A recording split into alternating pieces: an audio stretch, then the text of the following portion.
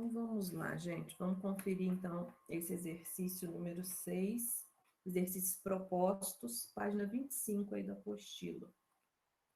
Rapidinho aí, para a gente seguir.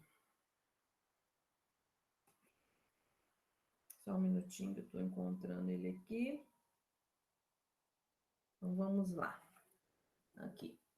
Na expressão a seguir, onde EX representa a energia necessária para produzir as respectivas ionizações, em que M representa o mesmo elemento. Então, tá aqui. A gente tem o elemento M, né, no estado gasoso, aí ele se transformou no íon, né, no cátion M mais gasoso, né, com a perda de um elétron. Então, é a nossa energia 1. Aí, esse nosso cátion M mais gasoso, ele se transformou em M2 mais gasoso, ou seja, foi retirado mais um elétron, é a nossa energia 2. E o nosso cátion M2 gasoso se transformou no M3 mais também gasoso, com a perda de mais um elétron, representando então a nossa energia de ionização 3. Qual das afirmativas a seguir é correta? Então, olha só. Primeira coisa que vocês vão lembrar é que eu falei com vocês na nossa aula passada de propriedades periódicas a respeito da energia ou potencial de ionização, que a gente concentra muito, a gente se dedica muito a falar sobre a primeira energia de ionização, mas que existem mais, né? E vai depender de quantos elétrons a gente precisar, né, de retirar daquele átomo. Então, neste caso aqui, nós retiramos 3, por isso 3 energias de ionização. E eu falei com vocês também que sempre que fosse utilizado, ou sempre que aparecesse a energia de ionização 2, ou 3, ou 4, respectivamente, a 1, gente, é sempre a mais baixa, é sempre a que nós precisamos, né, que utilizamos menor quantidade de energia. E, de acordo com que essas energias vão aumentando, o valor vai ser sempre maior, sempre mais alto. Por quê? O elétron que eu retiro primeiro é o mais externo, é o que está mais distante do núcleo, ou seja, o que tem menor influência, né, sobre a força de atração do núcleo. Então, quanto maior é a energia, mais próximo ao núcleo esses elétrons se encontram. Então, a força que eu vou ter que fazer é sempre maior, tá? Para retirar. Então, por conta disso, a nossa relação aí correta vai ser energia de ionização 1 menor que a 2 que menor que a 3.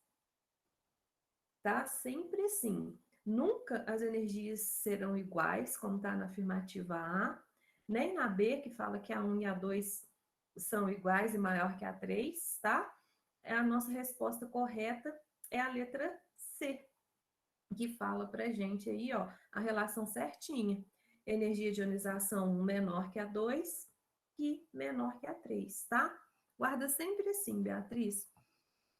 Quanto maior for o número, né, de energia de ionização, o E e o número referente, maior será o seu valor também. Aí você nunca vai esquecer. Entendido? Consegui te ajudar?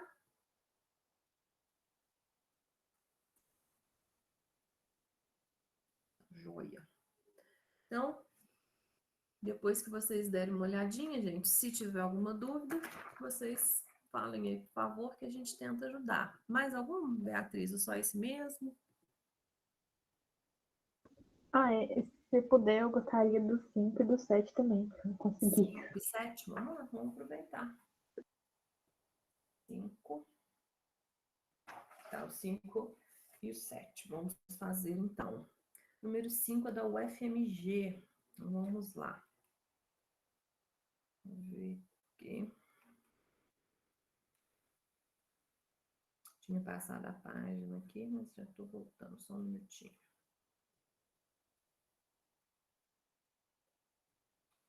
Vamos lá. O gráfico representa as energias de ionização de um átomo de nitrogênio. Então, tá aí, né?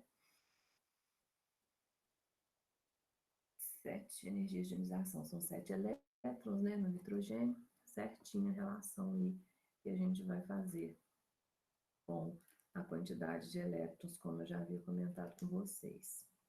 Então, para a análise do gráfico, pode-se concluir com relação ao átomo de nitrogênio que, então, vamos partir do suposto, né, suposto não, da afirmação que a gente trabalha aí com relação à diferença, né, dos valores de potencial de ionização. 1 é sempre o menor valor, né, da nossa energia de ionização, 2 maior e assim sucessivamente. Então, vamos ver as alternativas que a gente tem. Letra A. O nível eletrônico mais externo tem 2 elétrons. Então, está falando que o nível eletrônico mais externo tem 2 elétrons. Então, para fazer essa questão aqui, pode fazer a distribuição eletrônica, caso você não lembre, né? Então, pode escrever ela rapidamente aí no cantinho, ó, a distribuição de 7 elétrons. Então, como que vai ficar? 1s2, 2s2, 2p6, né? 10, não, desculpa, tá 6, são 7, né? Então, 1s2, 2s2, 4, 3p3, deu 7, certo?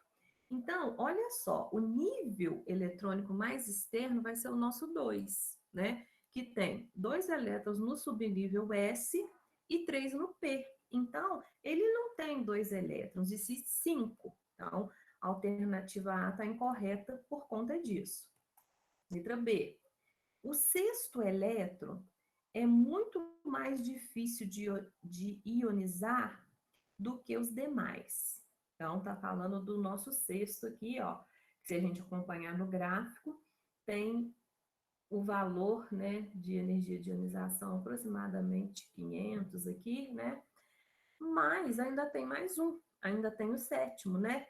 Que vai ser o mais difícil de ser removido. Então, por isso, a alternativa B está incorreta. Letra C. A quinta energia de ionização corresponde ao processo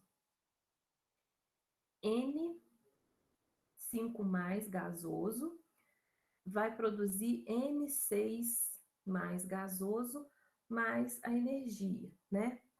No caso aqui, gente, esse processo aqui que foi colocado, né, esse N5+, produzindo N6+, ele é referente à energia de ionização do sexto elétron.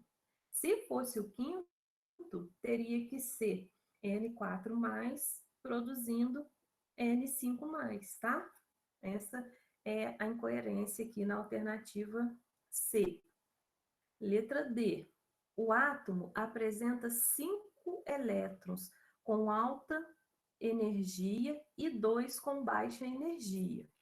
Então, de acordo com a nossa distribuição eletrônica, bate direitinho, não bate? Por quê? Os 5 elétrons estão na nossa última camada, na camada 2, na mais externa, ou também conhecida como camada de valência.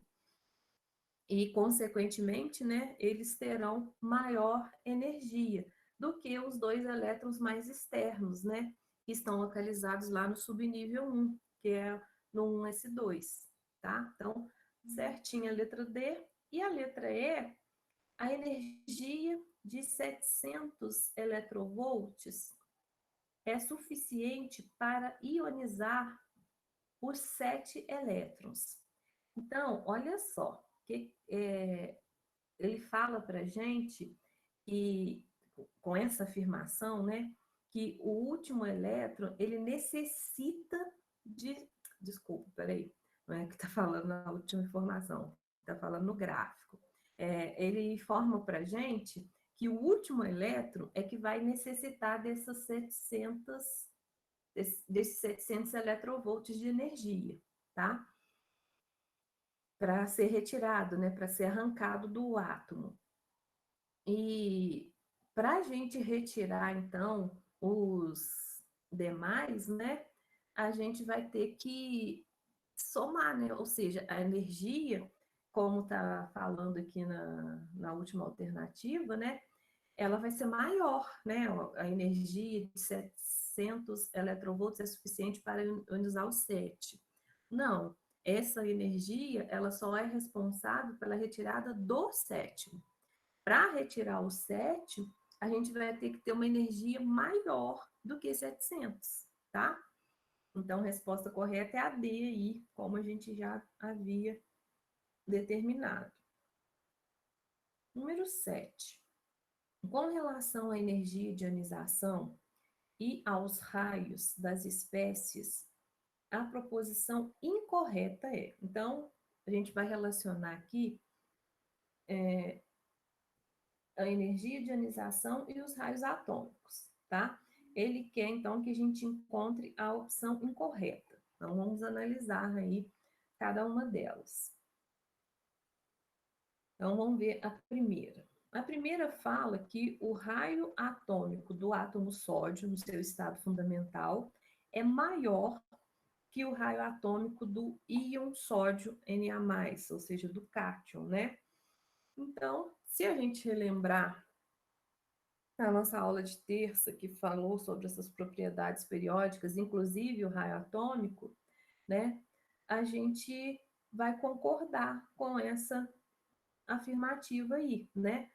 Porque quando o sódio perde um elétron, né, se transformando no Na+, ele, o núcleo, né, o núcleo do átomo, né, ele vai ter uma atração mais forte sobre os elétrons restantes, né? Ou outra coisa que a gente pode relacionar também, se eu diminuir um elétron, lembra que eu falei com vocês que esse raio é determinado pela distância do centro até o último?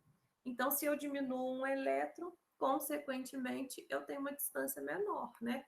Acho que fica até mais fácil essa associação. Letra B.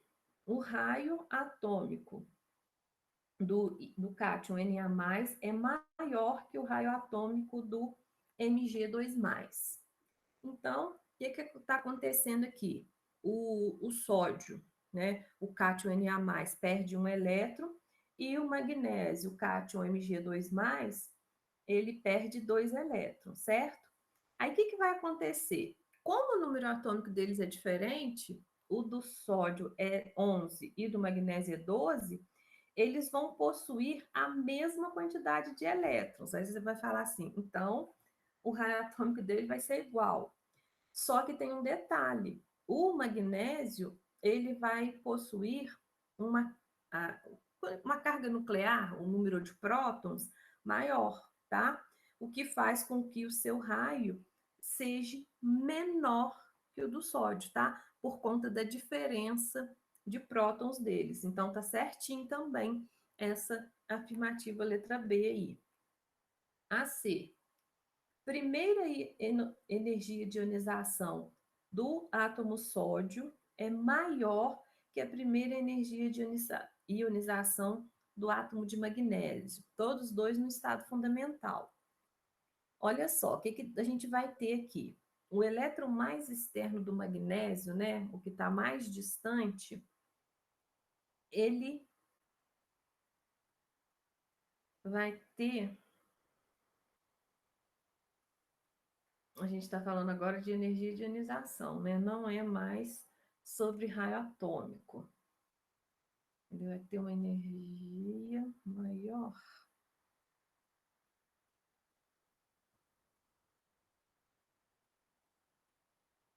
Mas aqui a gente pode associar da seguinte forma, ó. Eu vou ter um raio atômico maior do magnésio, né? Por conta da distância aí, do maior número de elétrons.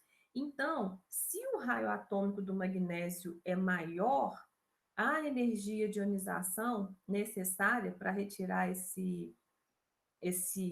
o elétron, esse primeiro elétron que a gente vai retirar, ela também vai ser maior que a primeira energia de ionização do sódio, tá?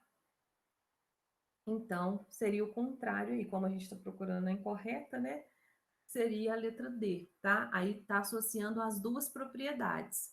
Como o magnésio tem um raio atômico maior que o sódio, a energia de ionização necessária para retirar o elétron do magnésio também vai ser maior, tá? E a última aí, a letra D, primeira energia de ionização do magnésio é menor que a segunda, certinho, né? Foi o que a gente já comentou aí, né? Que a segunda energia de ionização vai ser sempre maior que a primeira, né? Já que o nosso primeiro elétron tem uma força de atração menor que o núcleo do que o segundo e os outros aí, devido à proximidade que eles têm do núcleo. Certinho? Tranquilo, Beatriz? Deu para esclarecer aí? Tranquilo, obrigada. Nada, sempre às ordens. Então, vamos lá. A gente vai começar então, tá? Fazer a introdução aí do nosso. Mais algum, Beatriz? Ou só esses mesmos? Só esses. Tá. Nós vamos começar então a fazer a introdução do nosso módulo 3 aí, das ligações químicas, tá? Hoje a aula termina 10h15, né? Porque começou um pouquinho mais cedo, só para eu ficar atenta aqui. Então vamos lá, gente. Vou compartilhar com vocês aqui a nossa apresentação da aula de hoje, para a gente começar a falar das ligações químicas. Então, quando a gente fala de ligações químicas, gente, a primeira questão que aparece, né, a primeira pergunta que nos é feita a respeito é o seguinte: por que que um átomo, né, tem a necessidade de se ligar? Por que que eles têm que estabelecer ligações entre si, né? O que que leva a isso, né? O que que a gente, por que que isso acontece? Então, a partir desse ponto, a gente vai começar a discutir as ligações químicas aí. Então, vamos lá. Vamos tentar responder essa primeira pergunta. Então, quando a gente faz esse questionamento, o que que nos vem à cabeça, né? Os átomos, eles vão se ligar, gente, para atingir uma estabilidade eletrônica, tá? E quimicamente falando, essa estabilidade, ela só é alcançada quando o átomo apresenta, né, ou vai adquirir 8 elétrons na nossa última camada, que é também conhecida como camada de valência. Então, esse seria o principal critério da ligação. Então, eles vão sempre estar estabelecendo, né, estarem se ligando, se arranjando ou rearranjando aí, procurando essa estabilidade. Lembrando que a gente tem 2 átomos ali que conseguem essa estabilidade com menos de 8 elétrons, que é o hélio e o hidrogênio, né? Que vocês sabem, atinge essa estabilidade com apenas 2 átomos na camada de valência. Então, quando a gente fala a respeito dessa estabilidade que os átomos adquirem, a gente também não pode esquecer da famosa regrinha do octeto, né? Que diz o seguinte para a gente, ó, sempre, né, os átomos vão se organizar, se arranjar para terem esses 8 elétrons na camada de valência, tá? E por que 8, Lília? Por que que essa estabilidade foi determinada que seja com 8 elétrons? Pelo seguinte, essa organização, esse arranjo que os átomos fazem para atingir 8 elétrons, eles estão sempre procurando, né, ficar com a configuração eletrônica igual à do gás nobre, mais próximo a ele. Então, é sempre por isso, justamente por conta dessa característica aí que eles procuram, né, igualar a distribuição eletrônica do gás nobre mais próximo, que o hidrogênio também atinge a estabilidade com apenas 2 elétrons, por conta da proximidade, né, do seu número atômico com o gás hélio. E isso vai ocorrer sempre com a questão de alteração do número de elétrons, né? Ou vão haver ganhos ou perda de elétrons, dependendo da característica que cada átomo tem aí, que a gente já sabe muito bem devido aos seus posicionamentos na tabela periódica. Respeitando isso, gente, nós vamos ter 3 tipos de ligações, que, como vocês sabem, né, as chamadas ligações iônica, covalente ou metálica, dependendo, né, do arranjo que os átomos terão e das características, né, que a gente já comentou aí anteriormente. Então, nós vamos verificar, né, quem tem a tendência ou característica em perder elétrons, né, ou doar, quem tem a característica de ganhar ou receber elétrons, tá? Aqui, a primeira que a gente fala aqui é a ligação metálica, tá? Só que eu vou passar aqui, porque nós vamos seguir aqui a apostila, que trabalha com a gente primeiro a ligação iônica. Então, o que essa ligação iônica, né? O que nós vamos analisar, o que nós vamos verificar a respeito da ligação iônica? Aqui, a apostila começa tratando a respeito da energia envolvida nas ligações iônicas, tá? Vou falar rapidamente, tá? Porque a gente não usa muito essa comparação energética, né? Mas como aqui está trabalhando, a gente comenta rapidinho. Então, o que ele traz para a gente aqui? Ele traz o ciclo de Bohr, tá? Rebs aqui, que mostra para gente como que vai acontecer esse processo de ligação química, tá?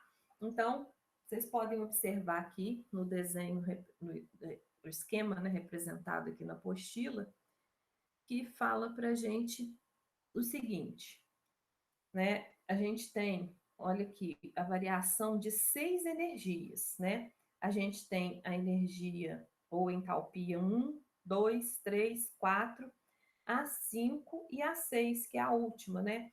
Que é a que é determinada com a formação do nosso composto KCl. Então, ele vai começar, gente, o nosso ciclo, o nosso ΔI, a nossa entalpia 1, ela começa sempre com a etapa da atomização dos nossos elementos aí, no caso, né, o potássio e o cloro. Então, olha aqui o nosso ΔI aí, que tem um valor de mais 89 kJ por mol. Né? Que isso quer nos dizer? Né? Que essa interpretação nos permite? É a quantidade de energia que deve ser oferecida para o sistema para romper a ligação metálica entre os cristais de potássio.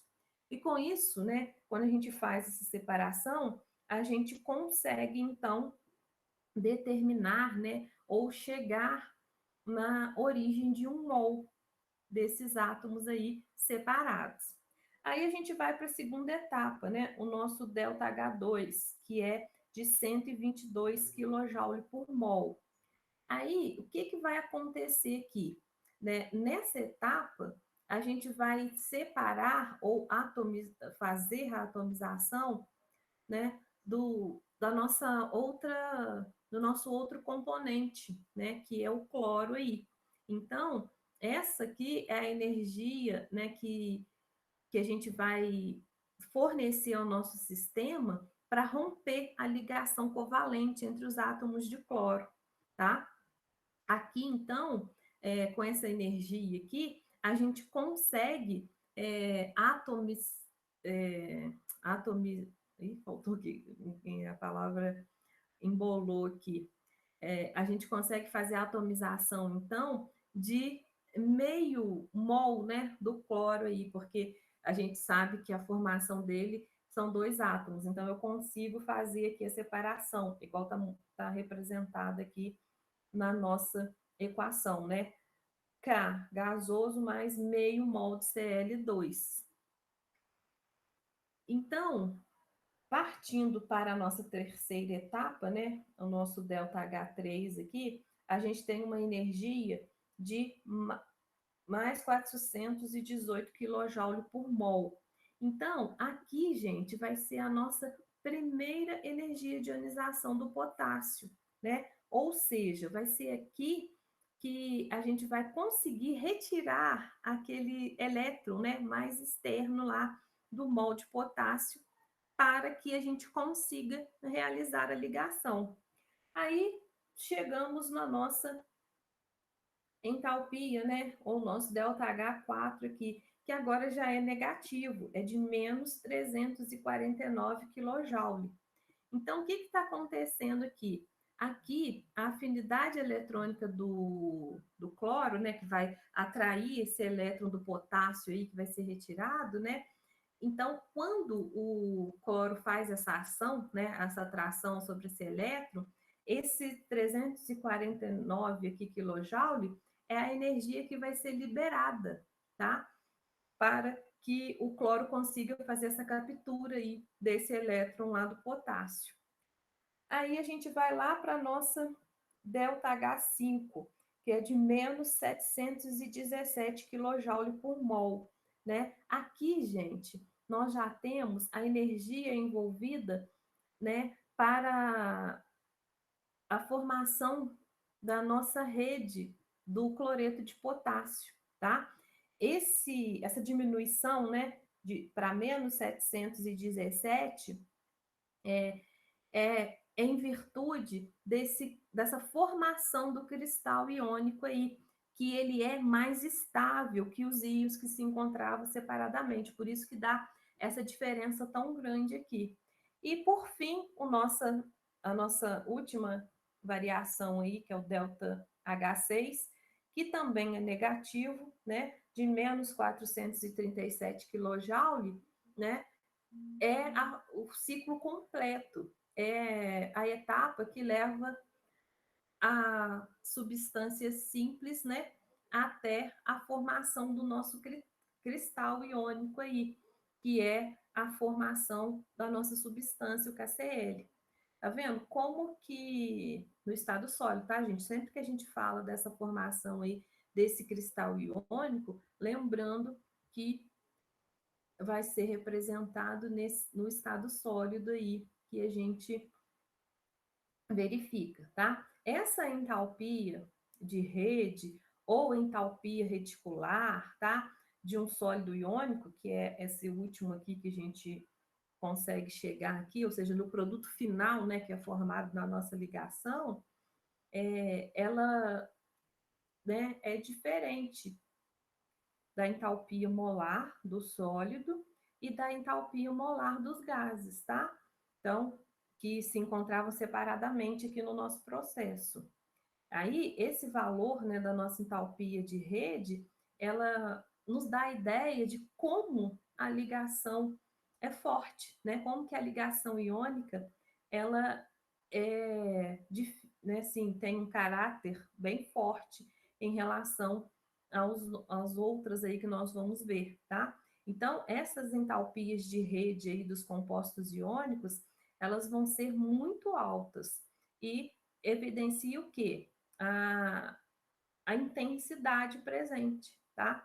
Nesses compostos que são formados aí. Então, quando você fala em entalpia de rede, é esse nosso produto final. Então, para a gente começar a falar sobre os nossos 3 tipos de ligações, vamos falar das nossas ligações iônicas, que são as primeiras aí representadas. Deixa eu ver, cadê composto? Vou achar no meu... Aqui. Na minha apresentação aqui, as nossas ligações iônicas, tá aqui.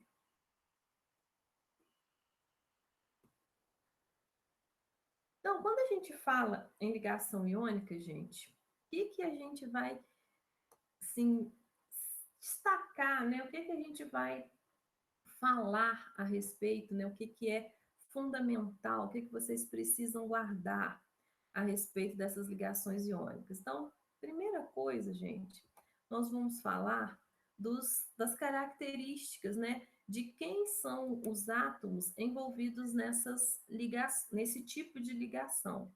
Então, quando eu falo de uma ligação iônica, eu estou estabelecendo, né, como o próprio nome já diz, a formação de íons.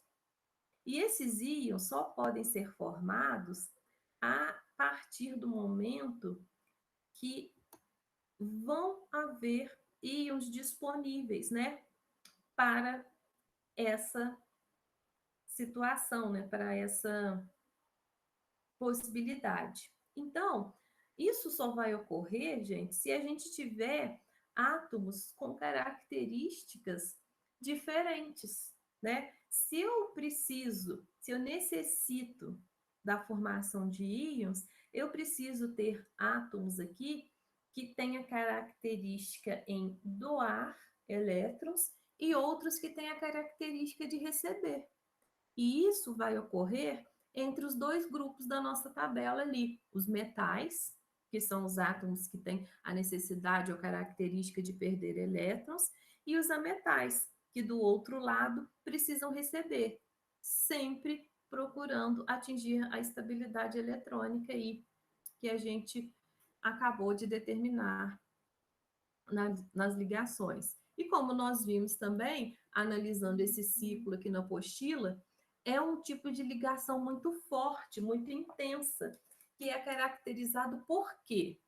Né? Pela atração desses nossos íons aí, tá? Então, difícil de ser quebrada, né? Os elétrons que são perdidos pelo metal, eles vão ficar, né, definitivamente, eles serão atraídos pelo metal, como a gente viu a situação ali na formação do nosso composto, né, KCl. O cloro faz essa atração, né, do metal que o potássio, do elétron, né, que o metal potássio perde aí, então. E esse arranjo, né, essa organização que é feita entre eles, faz com que todos os dois átomos atinjam o nosso octeto aí, ou seja, os 8 elétrons na camada de valência, na camada mais externa. Então, quando isso ocorre, né, a gente vai ter a formação aqui do chamado retículo cristalino iônico, tá? Que é muito semelhante ao retículo metálico. Aí aqui a gente tem alguns exemplos, tá? De como esse retículo vai ser formado. O primeiro aí é da formação do nosso composto CSCl, o segundo ZnCl e o terceiro KF2, tá vendo? A disposição desses elétrons aí, desses vértices aí, né, é que vão determinar, né, como que será o nosso sólido geométrico. Então, de acordo com a ocupação, né, a posição deles, os vértices que esses cátions ocupam, os nossos ânions, né, a parte negativa ali vai se ligando a ele e dando essas formações diferentes aí aos nossos retículos cristalinos. Nas substâncias formadas, né, que a gente vai denominar como compostos iônicos, elas vão ter a seguinte característica: alto ponto de fusão e ebulição, condução de corrente elétrica quando fundidos ou em solução aquosa, e na maioria das vezes são encontrados no estado líquido. Então, gente, nesse estado líquido aqui, não vai ocorrer essa condução elétrica, tá? Porque eles estão neutralizados, vamos colocar assim. Agora, a partir do momento que a gente funde esses metais ali presentes ou os coloca em solução aquosa, aí retornam ao estado de íons, né? Ocorre a dissociação, e por isso a condução elétrica ocorre aí. Como que a gente faz, né? Organiza, determina, monta uma fórmula geral? Nos compostos iônicos, né? Quando a gente consegue identificar, reconhecer as cargas, aí fica fácil da gente determinar a fórmula. Ó. É a nossa famosa regrinha do escorrega, né? Ah, o valor, né, que acompanha a carga do cátion, ela vai para frente do nosso ânion, né? E o valor que acompanha a carga do ânion vai à frente do nosso cátion. Então, sempre assim é determinada a fórmula dos nossos compostos iônicos. Aqui tem alguns exemplos dessa formação, ó, né? O nosso óxido de alumínio aí, ó, o 3, que acompanha o oxigênio, né, que é o nosso ânion, é a carga do nosso cátion, do alumínio, e o 2, que acompanha o nosso cátion, é a carga do oxigênio, que é o ânion da nossa substância. Então, essa formulazinha aí, essas características, seriam o resuminho da formação das nossas ligações iônicas, tá? Aqui na nossa apostila, né, fala sobre todas essas determinações, né, que a gente falou aí, arranjo cristalino, as propriedades físicas aí dos compostos, tá? A formulação científica da notação, né, dos compostos iônicos, todas essas informações da apostila estão resumidinhas aqui na apresentação que eu fiz para vocês, né? Uma linguagem mais simples, tá? Mas tudo que foi trabalhado aqui na apostila está presente aqui na nossa apresentação. Aqui, na página 28, tem uma questão que fala aqui, né, dos fatores que afetam a intensidade da ligação iônica, né? Isso aí é determinado, gente, através da lei de Coulomb, tá? Que determina a força eletrostática aí, ó, que mostra pra gente aí como que a carga, né, dos íons aí que é dividido, né, pela distância aí entre eles, aí, a separação que eles têm, vai produzir esse valor, né, que refere aí como a distância média entre o centro das cargas dos íons aí. Então, outro detalhe também que é falado aqui, ó, é a respeito do raio iônico. Ó. Quanto menores forem os íons de cargas opostas, maior será a entalpia da rede. Quando os raios iônicos são menores, a separação entre os íons é menor, o que determina o aumento da força eletrostática atrativa.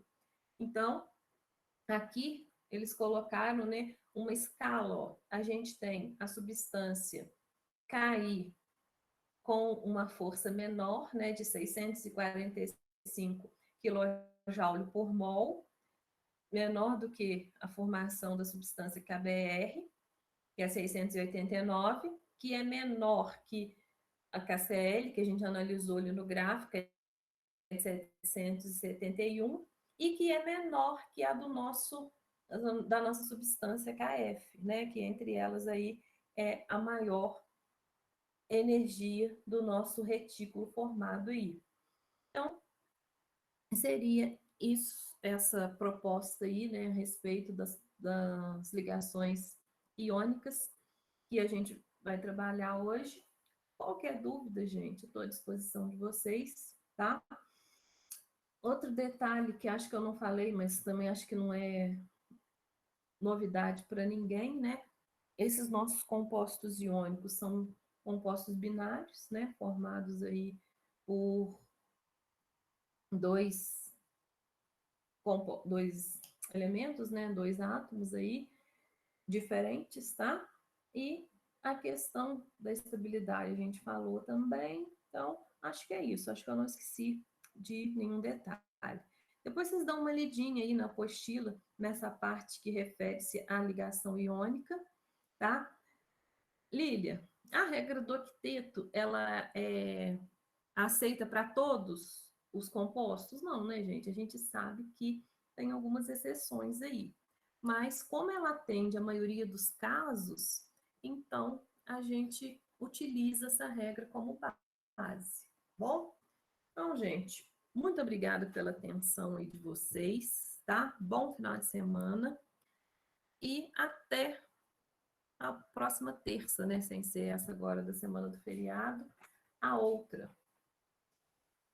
Vamos voltar a nos encontrar só daqui a uma semana, tá bom? Obrigadinho aí pela presença de vocês e até lá. Só conferindo rapidinho quem tá aqui, pra gente... Ramon tá aí, Maria Laura tá, Charles, Beatriz, Natália e a Mariana, né? Obrigadinho, gente.